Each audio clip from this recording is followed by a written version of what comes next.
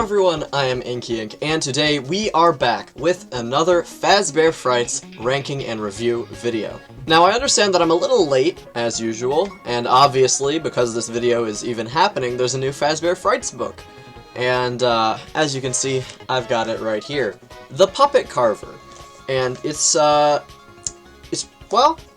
was gonna say what it is, like good or bad, but I guess we're gonna get there, aren't we? So, before we get started, I'm just going to make a few small-ish changes to the existing tier list. So, 1:35 a.m., I think I'm moving down to C tier. And the Breaking Wheel is going to follow it as well. Both stories, while they have good elements, also have a lot of things holding them back, specifically pacing. The pacing in both of those stories, not the greatest. So now B tier is a little bit more exclusive, while C tier, which is the average/mediocre, is expanding a bit. Speaking of that, I might move the Cliffs down to the top of B tier. I know I like to defend it and say that it's a really good story, and I still believe that, but despite its really nice ending and strong emotional plot, it's a little short, not a ton happens, so it's gonna go in B tier. One last change I think I'm gonna make is moving down What We Found. I think I felt pressured to put it in S tier because, like, on paper, it was like the perfect Fazbear Frights story, but like the more I think about it, the less I was really into it. Like, it had all the good elements, but just something didn't click with me. So I'm gonna move it down to A tier. Don't worry, nothing crazy. It's gonna be above Sergio's Lucky Day. Yeah, that's where we're gonna have it. With all those changes out of the way, we can now begin with the new book, The Puppet Carver, which contains 3 thrilling stories with some kind of mediocre titles. We've got The Puppet Carver, of course, Jump for Tickets, and Pizza Kit. That's all. Just Pizza Kit. But how do I feel about these stories? That is an excellent question. A quote from Meet the Robinsons. It's a good movie. Because now I will obviously review them. And once again, you saw at the beginning, but major spoilers for all 3 of these stories. So if you haven't read the book, please go read it or listen to an audiobook. Ozone does audiobooks. They're pretty cool. You should go listen or watch or read anything. Or you could just keep watching if you don't care about the spoilers. So that's pretty cool too. So, The Puppet Carver. It's a short one, especially for a first story. Probably about the length of the Cliffs, maybe even a little shorter. But it's obviously the front cover of the book. You've got these little puppety boys. Let me give you a little heads up. These fellas, these ones here, the little guys, they don't exist. They're fake. They're not real. They don't appear in the story. We got clickbaited. So The Puppet Carver is an interesting story. It starts off at I don't remember the name of the pizzeria because it's not Freddy's. So we got pizza place. Poppin' Pizza Place. Party Poppin' Pizza's Palace Place. Yeah, we'll call it that. Just a lot of P's. And we've got some characters. We got Jack. He's the manager. He's basically Evil Benson from the regular show. Or regular show, not the regular show. And he's basically, like, really angry at everything. He's tight on money. The business is not doing great. All the animatronics are breaking. And he's like, I was gonna try and do more angry impression, but it didn't really work. And anyways, we got the employees. We got Angie doing the tables. We got Edwin in the back making the pizzas. And we got the 2 main guys. We got Porter and Sage. And they're the homies. They live in a college dorm thing together, I think.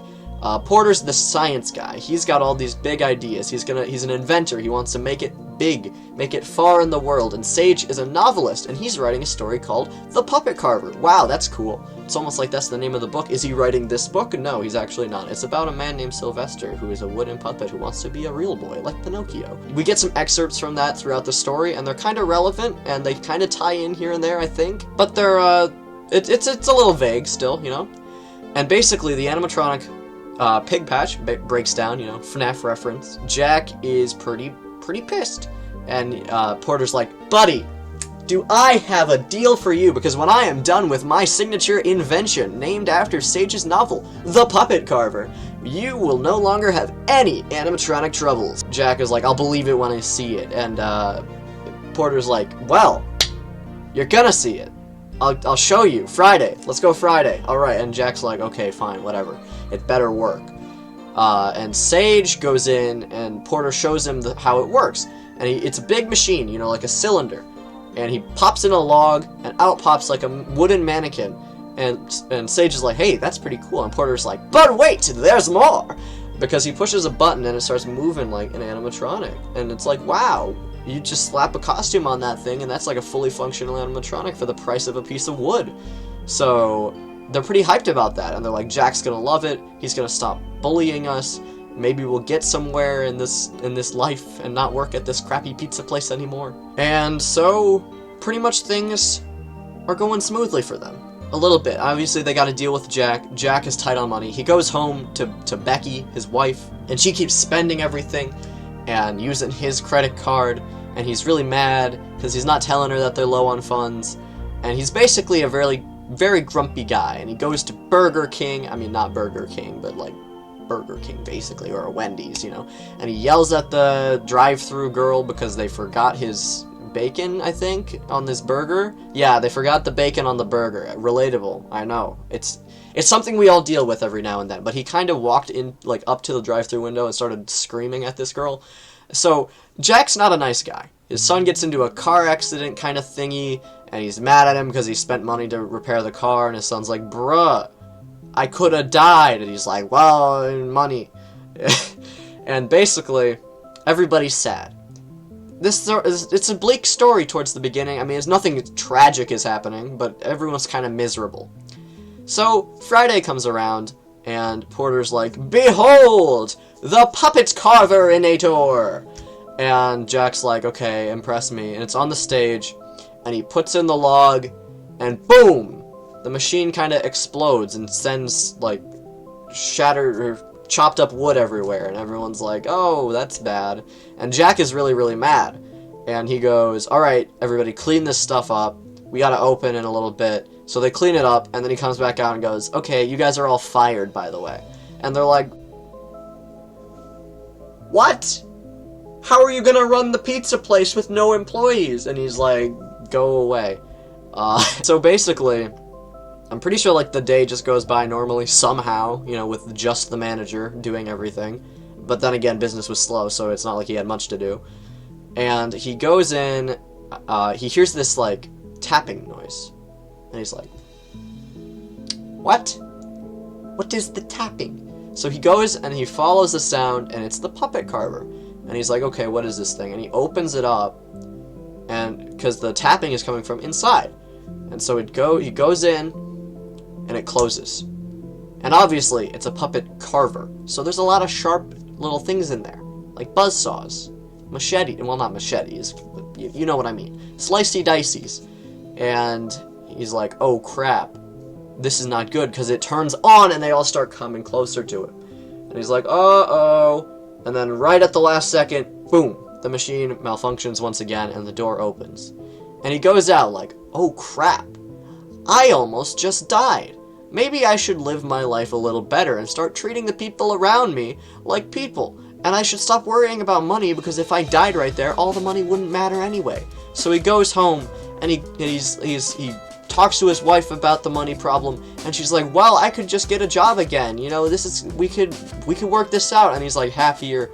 And well, you see, before that, I skipped something as usual. I'm kind of bad at that. On his way home, he noticed he was being followed by a squelching sound, like squishy footsteps. You know, if you're walking home in the dark, squishy footsteps are not the best thing to hear. So he goes inside this building, and it's abandoned, and he's like, oh crap, I gotta get away from the squishy man. And he sees this pink goo seeping in from under the door. And at this point, I was like, oh no. Oh no. Please, no. The Fazgoo is back, baby. Fazgoo makes its triumphant return as the Squishy Man. So he's running. Are they gonna catch him? We don't know. And the Fazgoo thing is also running. And eventually, he gets cornered. And the Fazgoo comes in. And it's pink, and it's got organs in it. And it's got like some black beady eyes. And he's like, oh, what are you gonna do to me? Please don't kill me. And it like taps his forehead. and all of the emotional pain that Jack caused everyone around him comes smacking into him. And he's like, oh crap, I'm a bad dude. And the Fazgoo disappears. Where did it go? We don't know. Did it go inside him? Maybe.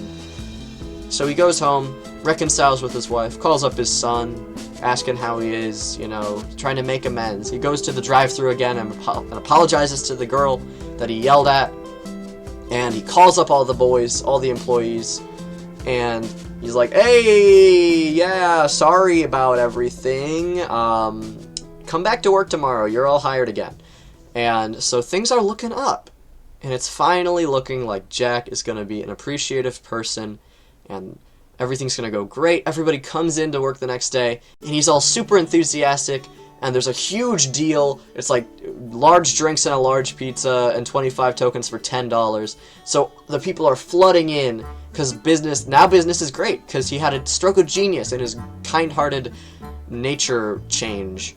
And they're like, is something up with Jack? This is weird. This is creepy, man. He's not, I mean, it's good, but wow, it's such a 180. And Sage is like, okay, I guess I gotta clean out the backstage, and there's this weird smell, and he goes in, and he opens up the Puppet Carver, and there's just mangled remains, organs and blood and crap. And he's like, oh crap, what happened here? I mean, might as well throw it away. So he doesn't really question that there are, like, organs and crap inside the machine, and he throws it away. And that's where the story ends. Now, you might be thinking to yourself, that's it? What happened? Where's the rest of the story? And that's kind of how I feel, too. Because the Puppet Carver feels like half of a story.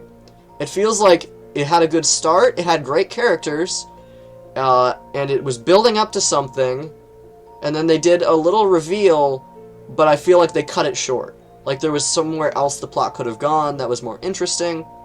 Because basically what happened was, Jack did die in the Puppet Carver, and it replaced him with a puppet, kind of like made of wood maybe, like wooden Jack. And then the Fazgoo, I think, was like remnants of the original Jack, who gave all the memories and emotions to the fake Jack so that he could basically be the real Jack. Not to be confused with the real Jake. That was the Puppet Carver. So, here's how I feel about it. Obviously, I said it was like half a story, so it can't be that great. But it was like he told me everything, but better. It was he told me everything, but instead of having no story, it had some story. It had half a story, it had a little bit of a story, but it had a story. And I think it's also better than Dance With Me, because it wasn't particularly boring. So, my verdict for the Puppet Carver is bottom of C tier. It's not a great story. It feels half-baked. There's not a lot there. Not a lot actually happens. Nothing really scary happens. Like, you could argue that it's a happy ending, because even though it's not the real Jack, he still came out a better person. Yeah, bottom of C tier is where the Puppet Carver is going to be. Next up is Jump for Tickets, and this one's a pretty simple story. A fun and simple one, sort of reminiscent of some of the older stories, which is a good vibe. So you got Colton, and he is a sad kid, because his dad died in a car accident, and so he thinks, like, the world's unfair, good people get bad stuff, bad people get good stuff, and we're not doing great financially, and I hate everything. He's been going to Freddy's, you know, as you do, you know, kind of a vibey place, if it's not, you know, turning people into candy or swapping minds with dolls and, you know, serial killing. When it's not doing that, Freddy Fazbear is a great place. And he is trying to save up 10,000 tickets for the big Nintendo Switch. I mean, it's just a console. They don't specify what it is, obviously. And there's this one game called Jump for Tickets. And he watches all the little kids do it, and they go into this little booth, and they jump up and down on, like, this spring thing, and tickets shower from the heavens. You know, they get a lot, they make bank. And then Colton tries it, and it doesn't make bank. And he's like, this is kind of rigged. So he's mad, obviously, because he feels like he's not getting what he's due. And his little cousin Aiden is like, hello, Colton. Hi, it's my birthday. I love the Jump for Tickets game. It gets me lots of tickets. Why are you so sad all the time, Colton? Why are you so sad? Why can't you be happy like me? And Colton hates him. Colton hates the little cousin.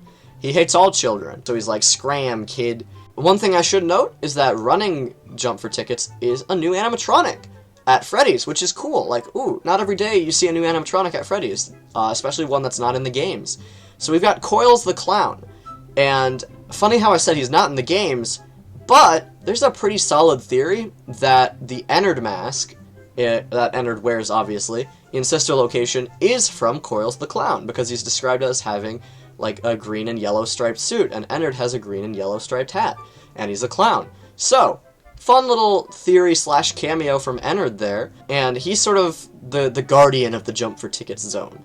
So Colton's like, well, I bet that it has to do with the spring. So if I loosen some screws here, tighten some screws here, maybe I can rig it so that it'll respond better to heavier force, aka larger children, like him, because he's not a child, he's like a teen. And he's like, I'm gonna get all the money, all the tickets, and they're gonna get some significantly less tickets, because it's gonna be fair that way. And everything's gonna be great, everything's gonna be rectified, and I'm gonna make bank.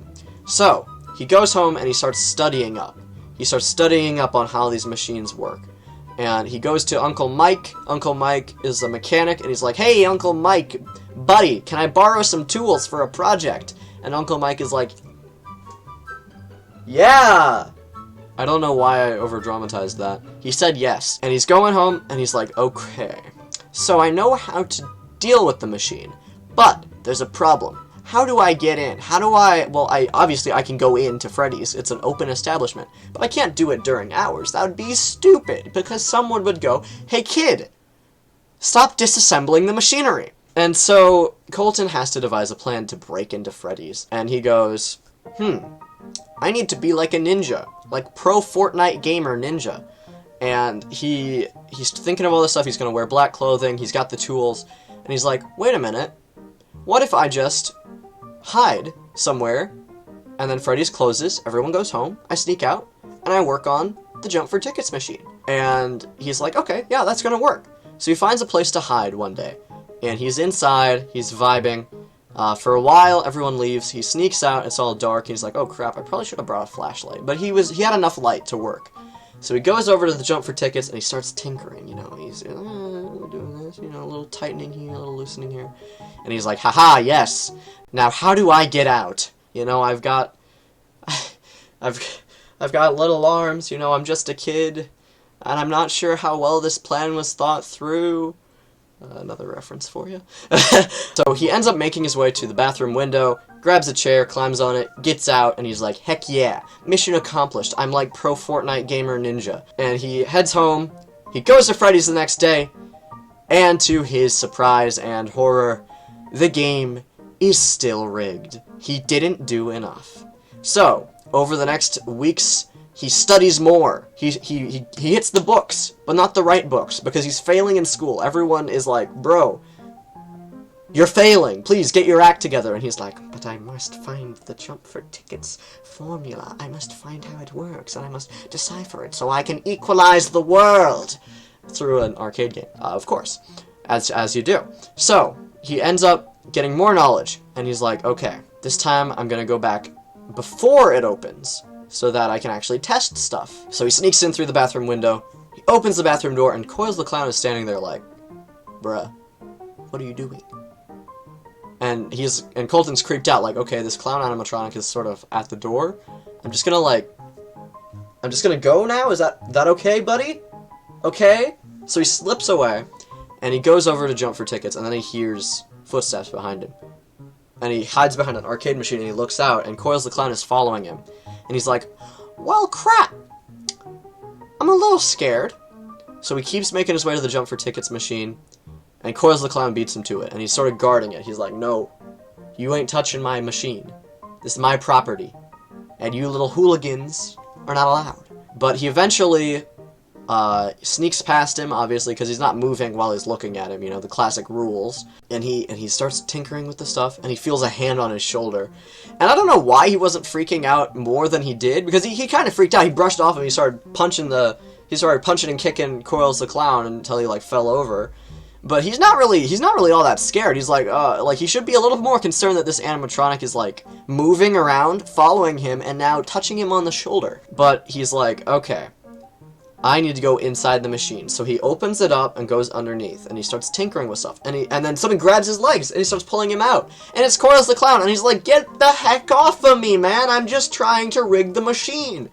And Coils the Clown gets knocked back, and he crawls all the way inside the machine, starts tinkering, but he shut the door. He's like, okay, Coils, you can't get me now. And he starts tinkering, and he's like, alright, that should be done. Now all I have to do is get out of the machine.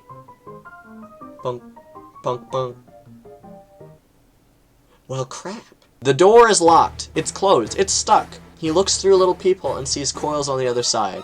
And Coils is like, you shouldn't have done that, kiddo. But the next scene is about him basically slowly succumbing to claustrophobia and panicking, struggling for air, and wondering how he's going to get out, trying to devise plans. He starts banging on the doors. He thinks when Freddy's opens and the people come in, I'll start screaming and banging, and maybe someone will let me out. And eventually, Freddy's does open. But let's remember where he is. You see, Colton, he's in a bit of a predicament. Obviously. Not only is he struggling for air, he's thirsty, he's hungry, he's starting to dry out, you know, his voice. He's not even going to be able to scream that loud. And he's, most importantly, underneath the platform for Jump for Tickets. That's right. That's where the story is going. So the kids come in, and it's like, jump for tickets, woo, yeah, yay, okay, let's do it. So they all get in, and they start jumping. Bum, bum, bum, bum, bum, bum, bum. And there's a little bit of tickets coming down. They're like, where's all the tickets? Something's not going right. Jump harder, let's jump harder, that'll work. So they all jump harder, bum, bum, bum. And everything, it's just a sinking feeling. You're like, oh no, oh no. And this employee goes like, okay, it must be busted. Everybody get out. We'll deal with it later. And this kid's like, why isn't it working? And it's like, it's just something with the machinery. They slap an out of order sign on it. And the employee goes in, tries a few jumps, like, what the heck's going on? And he notices like a squishing sound, a liquidy sound. And at that point, you're like, rip the homie. He's gone. He's gone. And Coils the Clown has gone from happy to sad, and he's pointing to the hatch. He's like, dude, there's a kid. We killed a kid. And the employee's like, what the heck? What's wrong with you? You're just an animatronic. And then Aiden comes up, and he's like, have you seen my cousin Colton? And he's like, no, kid. And it's like, okay, well, let me know if you find him. He's always sad, and I want to make him happy because I've been saving up my tickets to get him a present. And at that reveal, it's just like... So, that's pretty much how it ends. A little bit of heartbreak, a little bit of spookies, a lot of jumping and Jump for Tickets, you know. Colton, obviously, is presumed dead. So, where does Jump for Tickets rank? I haven't thought about this one all that much. I sort of planned out where I'd put Puppet Carver before the video, but Jump for Tickets was a pretty solid story. It was very simple, not a lot to it. You know, I think it's going to be a solid A tier. I think it's going to be, let's put it there. And let's move Blackbird down one to below Count the Ways. And yeah, Jump for Tickets is a pretty good story. I liked it. It was simple, but not simple in a bad way. It was, it had the right amount of horror, obviously a lot of Freddy's relevance. The Ennard cameo probably was really cool. And it feels like a Fazbear Frights story, which is a good feeling, especially when we're very far in the series, and a couple times they've branched out with some weird new ideas that not always have paid off, you know? And now we will move on to our final story of the day, Pizza Kit. Pizza Kit is about pizza. I know, it's a lot to take in, but hear me out. We've got two high school girls. Two best friends, you could say. They're besties, of the bestie variety. We've got Peyton and Marley. What was that? They're in a home ec class, you know, doing the cooking and the cleaning and stuff, and they comment all like, "Wait, why aren't any of the dudes in this class? What? This old lady teacher kind of sexist.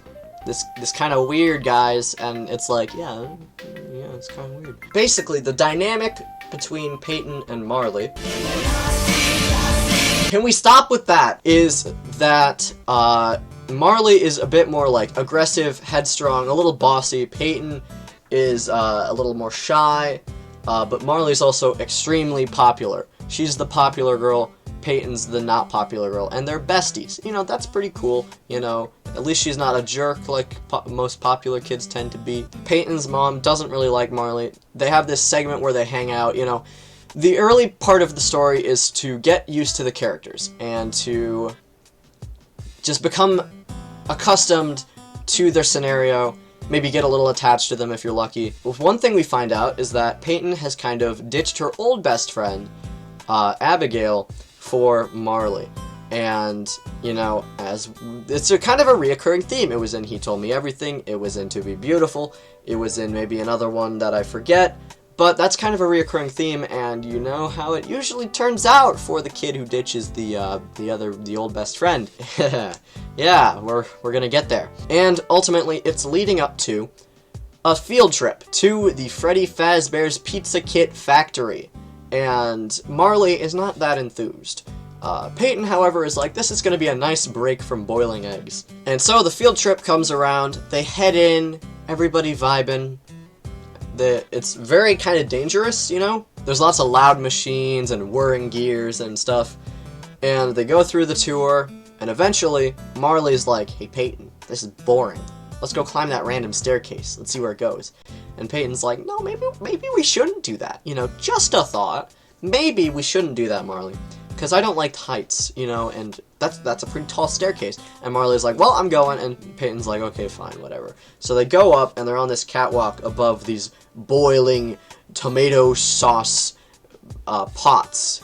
And Peyton starts to panic, like, "Oh crap, this is not gonna end well." And Marley is all like running around on it back and forth, like, "Ha ha ha ha ha ha, this is fun, ha ha ha ha ha ha. Let's lean on the railings, ha ha ha ha ha ha ha ha." And she falls into the mist, because it's very misty. And Peyton is terrified, obviously. Her best friend just fell into a factory. Did she fall into the tomato soup? Was she boiled alive? Who knows? Did she fall and hit the ground? Maybe. Is she okay?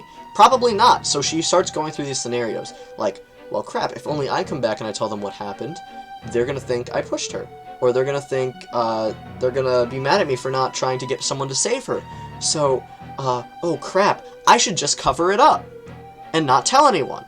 And it's a stupid decision, obviously, but you kind of understand her shock there. She's terrified, she's not thinking straight. So she goes back to the line, and everything continues as normal until the bus, where it's like, "Hey, anybody seen Marley?" And Peyton's like, "She gone, but I don't know where." Which is a lie. So that's the first lie. Everybody's panicking. The whole school, the whole neighborhood, the whole town, they in a frenzy about this kid who went missing at a pizza factory. And Peyton is just getting overwhelmed with guilt. She's feeling sick. She has to lie to her parents to keep the story straight. She has to lie to a police officer the next day at school to keep the story straight. And she's like, "Oh crap, this is bad. This is really bad." She actually has a moment with Abigail where she feels like she's actually free for a second, like things may be looking up.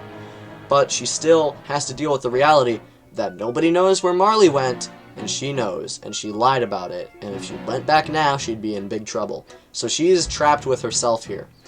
And she has a dream where there's a big cauldron of tomato sauce, and Freddy Fazbear himself comes over with a big bag, and he's like, you know, making the tomato sauce for the pizza, and he starts throwing in a human arm, a foot, and Marley's head, and he's like, stir the sauce, and Peyton's watching like, and she wakes up, she's like, "Nah, dude, this is crazy, this is done, I'm done with this is whack."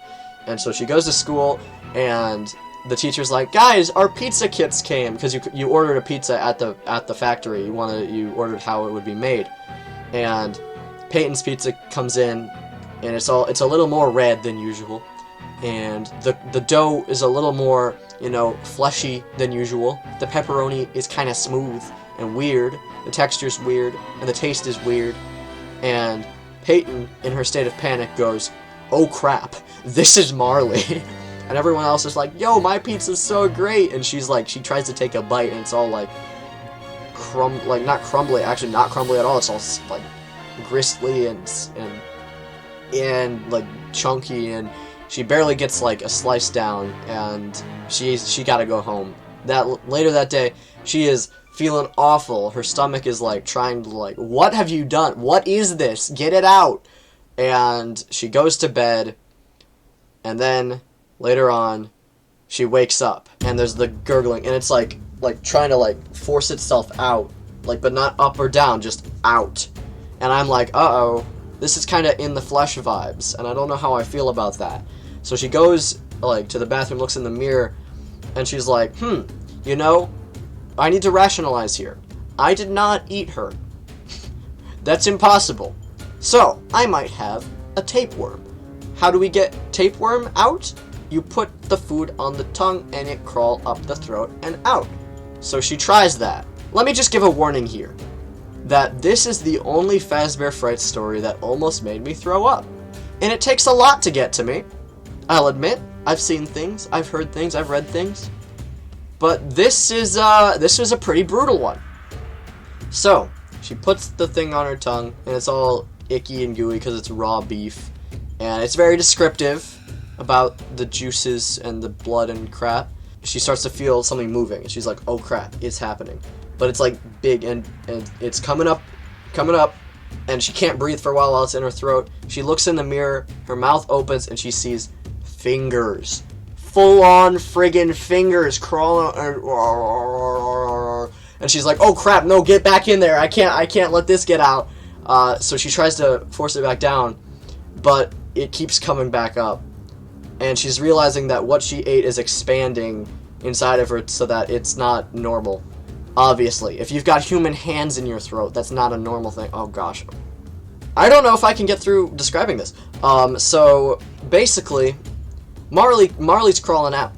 And she knows it's Marley because, like, the painted fingernails. And it goes into very descriptive detail about the pressure in Peyton's head, and how her eyes pop out and hit the mirror, and how her ears and mouth and nose start, like, expelling, like, flesh sludge, and how eventually her head just kind of explodes. And I was sitting there in the car reading, like, I'm going to throw up. Then, right as everything is about to go wrong, and you're like, okay, this is where the story ends. Boom, Peyton wakes up. It was a nightmare, and never have I been so glad of a scenario being a nightmare than that. Because that was, wow, that was something. So, Peyton goes out, she runs out, she throws up in a bush, and she goes back inside. But then she hears something rustling in the bushes, and she's like, oh crap, here we go again. And she hears the doorbell. And she's like, oh crap, Marley's back from the dead. She wants to kill me because I didn't tell about her going missing. Oh crap, here we go. So she tries to escape out the window, and she's like, well, if I go down to the porch, Marley will be there. So she climbs to the roof. And then it cuts to Marley, who's at the door, and you're like, oh crap, she is alive. She's a sludge monster. But then it explains, Marley had a fun time being missing. It was fun hiding out in the factory and watching as everyone thought she was dead. But it was time to come back now, and she had had her fun, so she wanted to tell her best friend that she was okay. She hears a thud from behind the house. She goes around and finds something in the grass. It's a person. Her neck is twisted, eyes open, and an unseeing gaze. You see, Peyton was afraid of heights, and roofs aren't always that stable. She dead. And that's Pizza Kit. A lovely story, very gruesome, made me almost throw up. Now, where does it rank? Oh boy, where does it rank? Well, it was tied to Freddy's. You know, we had a Freddy Fazbear cameo from the man himself. It was very brutal, which I have to give it points for at least. The characters were nice.